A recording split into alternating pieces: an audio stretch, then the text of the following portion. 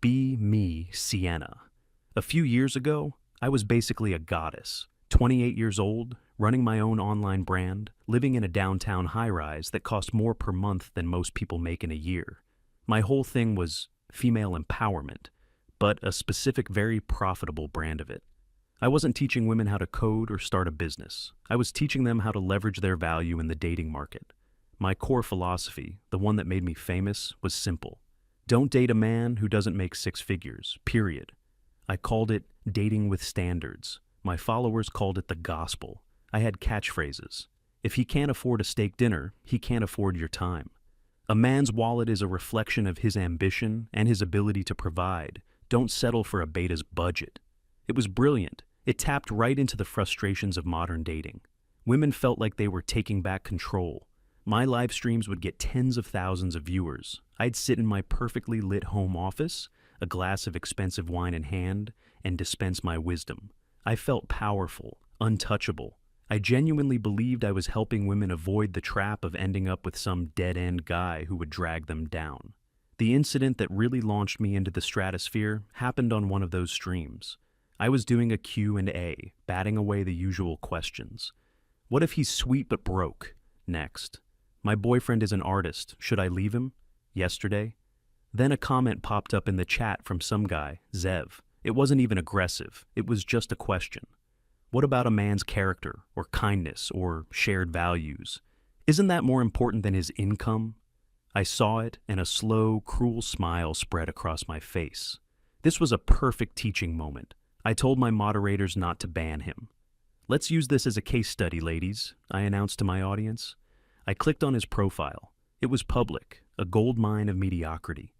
I shared my screen so everyone could see. His profile picture was him on a hiking trail, grinning, a goofy-looking dog at his feet. He worked in IT for some mid-level company. His photos were a catalog of everything I preached against. Camping trips with friends, a picture of him proudly standing next to a very normal, slightly used sedan, a photo of him and his dad fixing a fence. All right, class, let's break this down, I said, my voice dripping with condescension. Here we have a prime example of what I call a comfort zone man. He offers kindness, I said, making air quotes. Kindness doesn't pay for a mortgage on a nice house, does it? He offers shared values. I see a picture of him changing a tire. I guess the shared value is manual labor. The chat was flying. Women were posting laughing emojis, calling him a brokey, a low-value male. I dissected every part of his life. Look at this, ladies. This is the man who will promise you a lifetime of happiness, but can only deliver a weekend trip to a national park. He's not a bad person, I conceded, as if I were being generous. He's just insignificant. He has no ambition. His ceiling is a senior analyst position and a pension plan. This is the man who will ask you to split the bill on your anniversary. This is the man who thinks a romantic evening is Netflix and a pizza he got a coupon for.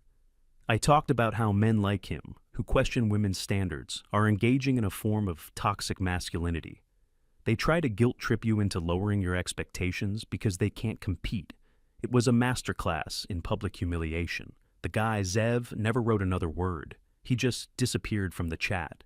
But the clip of me exposing the low-value male mindset went viral. My follower count doubled in a week. I got a book deal. Sponsorships from luxury brands came pouring in. I was on top of the world, the undisputed queen of dating advice. I truly believed I was invincible. My friends were a mixed bag. A couple of them were my disciples, hanging on my every word. Others were more traditional. My oldest friend, for example, was a nurse. She was dating a high school history teacher. I remember having brunch with her shortly after my viral moment. I was trying to convince her to leave him. You're a beautiful, intelligent woman, I told her. You could have anyone. Why are you settling for a guy who probably makes less than you do? She just smiled this quiet, infuriating smile. She said he made her happy, that he was kind and supportive and made her laugh. Happiness doesn't pay for nice vacations, I shot back. Kindness doesn't get you a better life. I was so sure of myself. I genuinely pitied her. A few months later, she got engaged. I went to her bachelorette party. It was a weekend at a cabin, not a lavish trip to Vegas like I'd suggested. All her friends were normal people, teachers, social workers, office managers. They talked about their fiancés, their plans for the future, buying small houses, planning affordable weddings.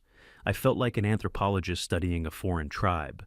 I spent most of the weekend on my phone, checking my follower count and responding to comments.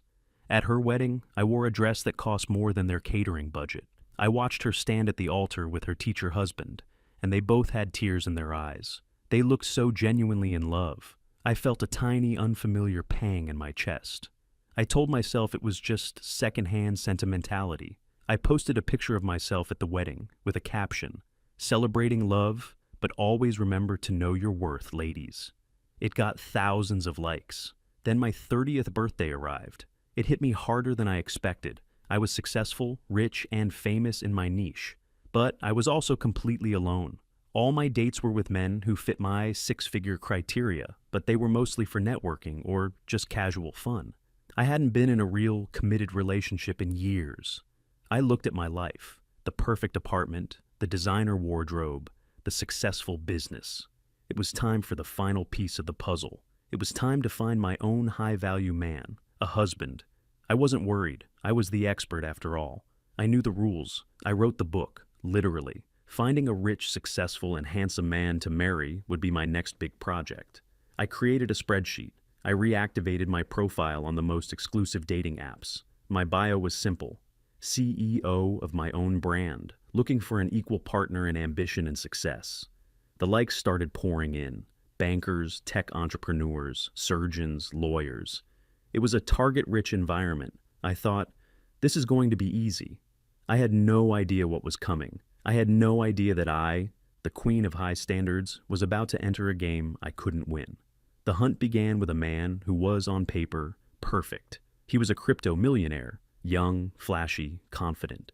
He picked me up in a car that looked like a spaceship. We went to a restaurant so exclusive you couldn't even find it on a map. I was ready to be impressed. I was ready to meet my match. But the entire dinner was a monologue about the blockchain. He talked about his portfolio, his NFTs, his market predictions. He didn't ask me a single question about myself that wasn't related to my brand's revenue. At one point, I tried to steer the conversation to something more personal. I asked him about his family. He waved his hand dismissively and said, "They didn't get it at first, but now they do," and then showed me the balance in his crypto wallet on his phone. It felt less like a date and more like an investor pitch. I realized he wasn't looking at me as a potential partner. He was looking at me as an asset, a high-value female to add to his collection of other high-value things.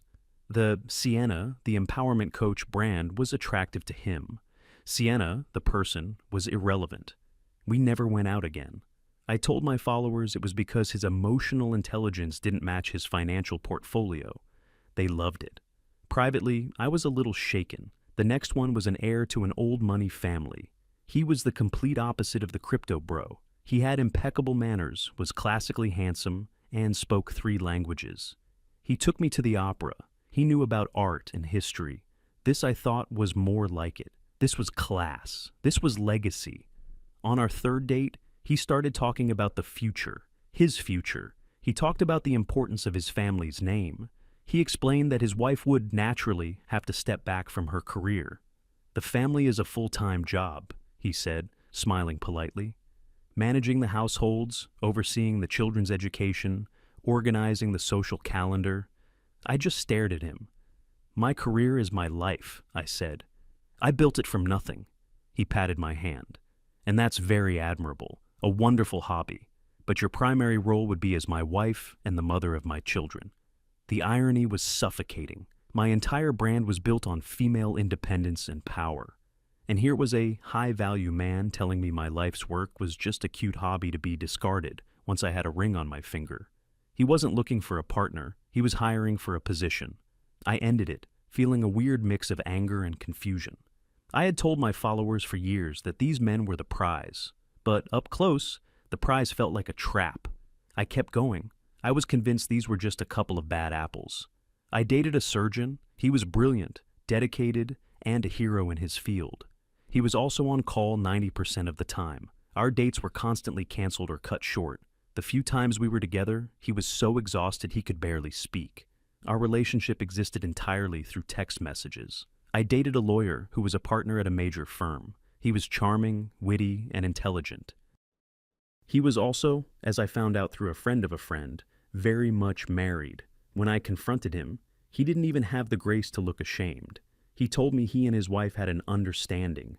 He said that for men at his level, a mistress was just part of the lifestyle, like a country club membership. He actually seemed surprised that I was upset. "I thought you were a modern woman," he said. "I thought you understood how things work." Each date, each new man, chipped away at my confidence. These were the men I had idolized, the top 1%. And they were all disappointing. They were selfish, or controlling, or unavailable, or dishonest. They weren't looking for an equal. They were looking for an accessory, an employee, a convenience, or a secret. Meanwhile, my other friend, the one who wasn't a nurse, also got married. She married her college boyfriend. He ran a small landscaping business. A good guy, but definitely not a six-figure earner. I went to her wedding too. It was a backyard barbecue. Simple, happy, and so full of genuine affection, it made my teeth ache. I was the maid of honor. I gave a speech about finding love that felt hollow and fake even as I said the words. I was now the last single one in my original friend group. I would see their posts on social media. The nurse friend posted an ultrasound photo. The other one posted pictures of the new puppy she and her husband got. They were building lives, small, normal, happy lives. And I was going on an endless parade of disappointing dates with rich men who made me feel more alone than when I was by myself. I started to feel a creeping sense of dread. My own advice, the foundation of my entire identity, was failing me. But I couldn't admit it. Not to anyone, and especially not to myself. My brand depended on me being the woman who had it all figured out. So I doubled down. My online content became even more aggressive. "The reason you're single is because your standards are too low," I'd preach. "You need to filter out the time wasters and focus only on the best." I was trying to convince myself as much as I was trying to convince my audience. But the truth was, my spreadsheet of potential husbands was getting shorter, and my heart was getting heavier. I was the queen of a kingdom I had built, but I was also its only prisoner. The next year was a slow, grinding descent. I turned 31. The desperation I was feeling started to seep into my interactions. Men, especially successful men, can smell desperation like sharks smell blood in the water. My dates became less like interviews and more like interrogations. I'd find myself grilling them about their 5-year plans, their views on commitment, their financial statements. I was no longer the cool, confident woman in control. I was a woman on a mission, and it wasn't attractive. The quality of men I was matching with started to decline, even within the 6-figure bracket. I was getting the recently divorced guys who wanted to relive their 20s, the entrepreneurs whose businesses were just vague ideas and a fancy website, the guys who were technically rich but had the emotional range of a teaspoon. I remember one particularly awful date with a finance guy. He spent 2 hours complaining about his ex-wife. He told me in excruciating detail how she took him to the cleaners in the divorce. "Be careful," he warned me, pointing a finger at my face. "You seem smart, but all women turn eventually. You're all just waiting for a payday." I just sat there, listening to him project all his bitterness onto me. This was the man my philosophy told me was a catch. I started to notice a change in my online community too. The comment sections were getting more hostile. "You give all this advice, Sienna, but where's your man? Easy to have high standards when you're alone. Maybe the problem isn't them, it's you." My view counts started to slip. My engagement numbers were down. My sponsors started sending polite but concerned emails. The brand was me, and I was failing. My loneliness became a physical thing. I'd come home to my huge silent apartment, and the only sound would be the hum of the refrigerator. I had a closet full of beautiful clothes and nowhere to go. I had a bank account full of money and no one to share it with. I'd scroll through my phone, a sick sort of ritual. I'd see my nurse friend's posts about her pregnancy, her husband building a crib, the baby shower. I'd see my other friends' posts of her and her husband hiking with their dog, the same kind of boring life I'd once mocked. They looked happy, genuinely deeply happy. I started to feel this ugly, corrosive envy.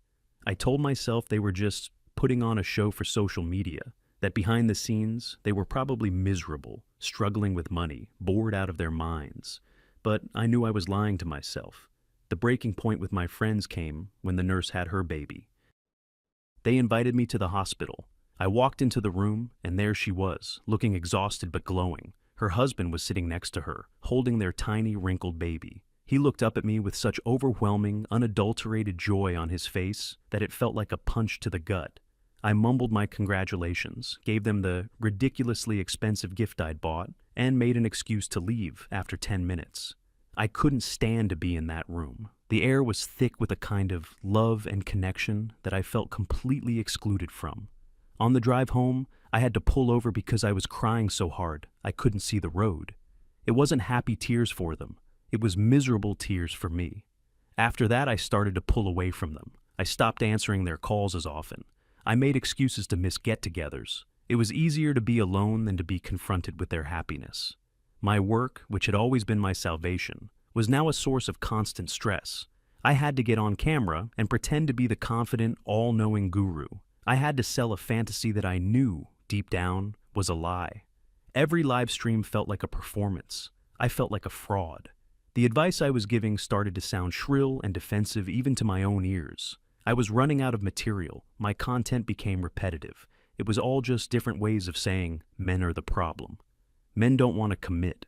Men are intimidated by successful women. The good ones are all taken. I was just verbalizing my own bitter experiences and packaging it as universal truth. And my audience, what was left of it, ate it up. It validated their own frustrations. We were all in an echo chamber of disappointment together. I started drinking more, a glass of wine to get ready for a stream, another one during, a couple more afterwards to unwind. It was the only way I could numb the feeling of being a complete and utter failure. The universe, in its cruel sense of humor, decided to show me what I was missing one more time. I was in a grocery store one evening, picking up a pre-made salad and a bottle of wine. The single woman's special. And I saw him. Zev. The guy I had publicly destroyed on my live stream all those years ago. He was with a woman. She was pretty, but in a normal, girl-next-door way. Not an Instagram model. They were in the baby aisle, looking at diapers. They were laughing about something, holding hands. He looked happy. He looked content. He had a wedding ring on his finger. I froze. I literally hid behind a display of paper towels. I watched them as they picked out their diapers, talked, and walked towards the checkout. They seemed so comfortable with each other. A team. He never saw me. I was just another shadow in the aisle. Seeing him, living a normal, happy life, should have been a wake-up call. It should have been the moment I realized I was on the wrong path. But I was too deep in my own delusion. My first thought wasn't, I was wrong. It was, he got lucky, she probably settled. My arrogance was like a fortress. Even when faced with evidence that my entire worldview was flawed, I refused to surrender. I went home, drank the entire bottle of wine, and cried myself to sleep. The next few months are a blur of bad dates, dwindling online numbers, and increasing loneliness. I was now 32. The project of finding a husband was a catastrophic failure. I had followed all my own rules. I had aimed for the top, and I had ended up with nothing. The pressure was immense. My business, my identity, my future, everything was on the line. I felt like I was holding my breath, waiting for something to happen, for the perfect man to just walk into my life and validate all my choices. But he never came. Instead, what came was the night of the live stream, the night everything burned to the ground. It wasn't planned. It was a perfect storm of failure, alcohol, and despair. I had just come from another date. This one was with a wealth manager who checked his stock portfolio every 5 minutes and critiqued my business plan. He told me I should pivot to a subscription model for more consistent revenue. I walked out in the middle of his lecture on monetization. I went home, opened a bottle of whiskey, I'd graduated from wine, and just sat there in the dark. I felt a tidal wave of self-pity wash over me. It wasn't fair. I was smart, successful, beautiful. I had done everything right. So why was I so miserable? Why was I still alone? In a moment of drunken, terrible judgment, I decided to go live. I thought maybe connecting with my audience would make me feel better. I set up my camera, my lighting was a mess, my hair was a mess. I didn't care. I hit the go live button. The viewers started trickling in, surprised by the unscheduled stream. I started talking, At first, it was the usual stuff, ranting about the terrible state of modern dating. But then, something inside me snapped. The mask I had been wearing for years finally cracked and fell away. And what was underneath was ugly. "You know what the problem is?" I slurred, looking directly into the camera. "It's all of them, all men. I have done everything. I have built an empire. And for what? The rich ones are emotionally bankrupt narcissists who just want a trophy. They're all either married or they're damaged, or they think being a woman with an opinion is a red flag." The chat was starting to get weird. People were asking if I was okay. I ignored them. I was on a roll. "Where are the good men?" I shouted, my voice cracking. "Everyone says, be a high-value woman and you'll attract a high-value man. It's a lie, a total lie." And then came the tears. Big, ugly, mascara-streaked tears. I wasn't the powerful guru anymore. I was just a drunk, lonely woman crying on the internet. "I'm so lonely," I sobbed. "I just want someone to love me. Is that too much to ask? Why does everyone else get to be happy? What did I do wrong?" I ranted and cried for 20 minutes. I blame men. I blame society. I blame feminism for lying to me. I blamed everyone but myself. It was the most pathetic, humiliating moment of my life, and I broadcast it live to the world. I don't remember ending the stream. I just remember waking up the next morning on my couch, my head pounding, my phone buzzing like it was going to explode. I had a sick feeling in the pit of my stomach. I knew, even before I looked, that I had ruined everything. The morning after the stream was a special kind of hell. My phone was a nuclear meltdown of notifications. Texts from my few remaining friends, my family, my business manager. Social media was a dumpster fire. Hashtag Sienna. Meltdown was trending. The clip of me crying and slurring my words was everywhere. It was on Twitter, on Reddit, on YouTube. People had remixed it with sad music. They had turned my tear-streaked face into a meme. The comments were brutal. "The dating guru who can't get a date. This is what happens when your standards are higher than your sanity. Karma for that guy she bullied on her stream years ago." Someone had found the old clip of me destroying Zev and put it side by side with my meltdown video. The contrast was devastating. There I was, so smug and arrogant. And here I was now, a pathetic mess. It was the ultimate how it started versus how it's going. The professional fallout was immediate and catastrophic. My book publisher sent a terse email invoking the morals clause in my contract. My deal was canceled. My sponsors dropped me one by one. Their PR teams didn't want to be associated with my public implosion. My business manager called and told me, in no uncertain terms, that our professional relationship was over. "The brand is toxic, Sienna," he said. "There's no coming back from this." I tried to post an apology video. I filmed it a dozen times, but it always sounded hollow and self-serving. In the end, I just deleted all my social media accounts. I wanted to disappear. The financial collapse followed quickly. Without the sponsors and the book deal, my income evaporated overnight. I could no longer afford the rent on my high-rise apartment. I had to sell everything: the designer clothes, the expensive furniture, the high-tech streaming equipment. Each item I sold felt like a piece of my old identity being stripped away. I moved out of my beautiful apartment and into a small, one-bedroom place in a neighborhood I used to make fun of. The silence was the same, but now it felt different. It wasn't the quiet of a palace. It was the quiet of a cell. I had no career, no brand, and very few friends. The ones who had stuck by me, the normal ones, tried to reach out, but I was too ashamed to face them. What could I say? "Hey, remember all that advice I gave you that you ignored? Turns out you were right, and I was a delusional idiot who ruined her own life." So I just ignored their calls and texts until they stopped coming. For the first time since college, I had to find a real job. My resume was basically online personality. It wasn't very useful in the real world. After weeks of searching, the only place that would hire me was a coffee shop. I, Sienna, the former CEO and dating guru, became a barista. The irony was so thick I could taste it in the burnt coffee I served every day. I wore a baseball cap pulled down low, hoping no one would recognize me, but occasionally they did. A young woman would stare at me for a moment too long while I took her order. "Hey, are you that girl from the internet?" I would just shake my head and say, "You must have me confused with someone else." The humiliation was a constant low-grade fever. I was living the exact life I had taught my followers to avoid at all costs. I was average. I was struggling. I was invisible. My days became a monotonous routine. Wake up, go to work, serve coffee to people more successful than I was. Come home, eat a cheap dinner, go to sleep. There was no glamour, no empowerment, no six-figure men. There was just the quiet, grinding reality of a life I had built out of my own hubris and failure. Months went by like this. The seasons changed, and I barely noticed. I was just surviving. The anger and bitterness I had felt for so long slowly started to fade, replaced by a profound emptiness. I had so much time to think. Too much time. I thought about all the choices I had made. I thought about the advice I had given. I had told women that their worth was tied to the man they could attract.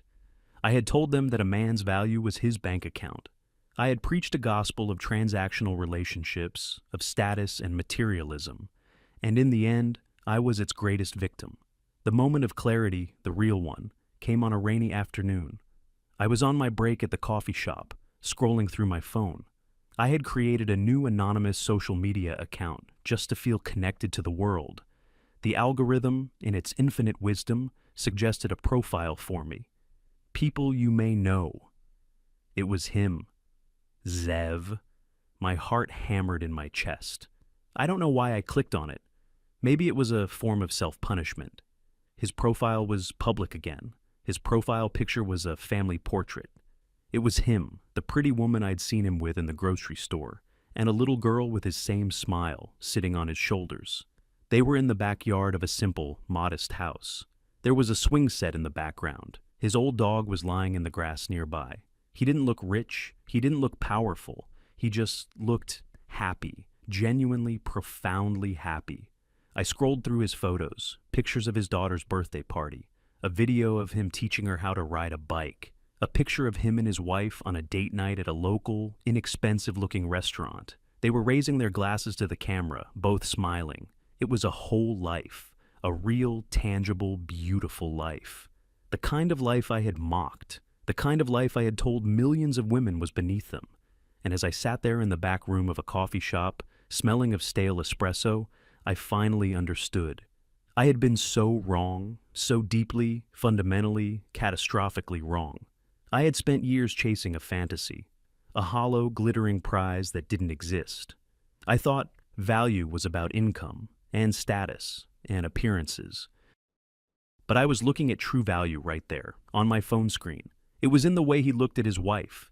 It was in the joy on his face as he played with his daughter. It was in the building of a home, a family, a partnership. It was everything I had thrown away in my pursuit of more. I thought about the man he was when he wrote that comment on my stream. He had asked a simple, honest question about character and kindness, and I had torn him apart for it. I had used him as a prop to build my own fragile ego. I had tried to make him small so that I could feel big, but he wasn't small. He was a good man, a man of character, the kind of man who builds a happy life. And me? I was the one who was small. I was the one who was empty. A wave of shame so powerful it made me nauseous washed over me. I had not only ruined my own life, but I had also potentially poisoned the minds of thousands of other women. How many of them had left good, kind men because of my advice? How many of them were now as lonely and miserable as I was? That was the heaviest burden of all. I closed the app. I sat there for a long time, just staring at the wall. The rain was streaking down the window pane. I didn't cry. I was past tears. There was just a quiet, devastating acceptance. I had lost. I had played a stupid game and lost in the most spectacular way possible. The greatest irony, the final, cruelest twist of the knife, was the last thought that popped into my head. He's probably never thought about me again since that day.